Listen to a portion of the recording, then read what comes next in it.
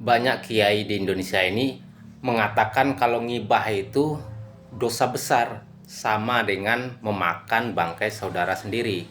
Nah, kalau ngibah itu dosa besar, saya tidak setuju. Kecuali ada penjelasan di kalimat tersebut. Contohnya, itu semua hadis Bukhari Muslim, itu semuanya ngibah, menceritakan tentang Rasulullah, tentang sahabat. Ini ngibah nggak? Karena pernyataan para jemaah, dia mengatakan menceritakan baik buruknya seseorang tidak di hadapan mereka, itu namanya ngibah. Nah, kalau ini saya tidak sependapat. Karena setahu saya hadis semuanya itu ngibah, menceritakan perkara Rasulullah, perkara sahabat, dan ini tidak dosa. Ngibah yang berdosa ialah mengajak orang lain untuk membenci orang lain yang bukan ada urusan atau dia tidak kenal pada orang tersebut. Itu adalah ngibah yang berdosa.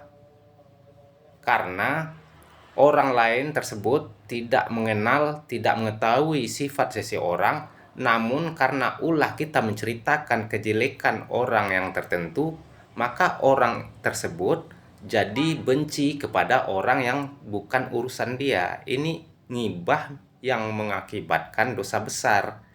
Tapi kalau menceritakan kebaikan, menceritakan motivasi tentang perjalanan kebaikan untuk memotivasi manusia, membangkitkan semangat mereka untuk berlomba dalam kebaikan, ngibah tersebut tidaklah berdosa. Karena kemarin saya ada diskusi sama ustadz di daerah saya, bahwasanya menceritakan baik buruk seseorang itu adalah ngibah. Dosanya sama dengan memakan bangkai saudara sendiri. Jadi saya tidak setuju dan tidak sepakat dengan hal itu. Lalu saya berkomentar dan bertanya balik, apakah menceritakan baik buruk teman atau saudara kita kepada orang lain itu adalah ngibah, Pak Ustadz? Dia jawab, iya, dosanya besar, sama dengan memakan bangkai saudara sendiri. Lalu saya jawab, bagaimana dengan hadis Bukhari Muslim? Dia menceritakan baik para sahabat maupun kebaikan Rasulullah dan perbuatan Rasulullah. Apakah itu ngibah? Dia jawab tidak. Lantas kenapa kita menceritakan kebaikan seseorang itu dibilang ngibah? Sedangkan Bukhari Muslim menceritakan kebaikan Rasulullah, perjalanan Rasulullah, kok dibilang nggak ngibah? Lalu Ustadz itu bertanya, ini terkhusus orang awam yang nggak paham.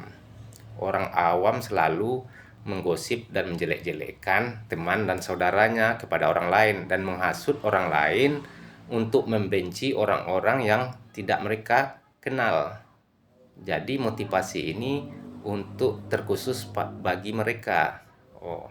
Lalu saya berkata, nah kalau kayak gini Pak Ustadz, alangkah baiknya diuraikan, jangan dipenggal ayatnya. Karena kalau dipenggal, banyak orang awam jadi gagal paham dan bertanya, dan menutup kuping mereka bagi mereka yang gak suka mendengar cerita kebaikan. Padahal cerita kebaikan itu sangat memotivasi untuk orang yang masih belajar. Nah, jadi teman-teman, ngibah itu tidak semuanya buruk. Karena ada ngibah itu yang baik, yaitu menceritakan hal kebaikan tentang orang lain tanpa ada memasukkan cerita dan keburukan dari orang tersebut.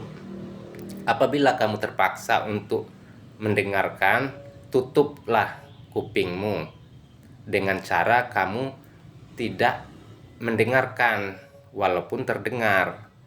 Nah, untuk itu jangan kamu sengaja menutup dengan tanganmu, itu namanya tidak menghargai manusia. Jadi kalau kita terpaksa untuk mendengar, jadi jangan didengarkan, itu saja. Kalau itu yang baik, ceritanya dengarkan.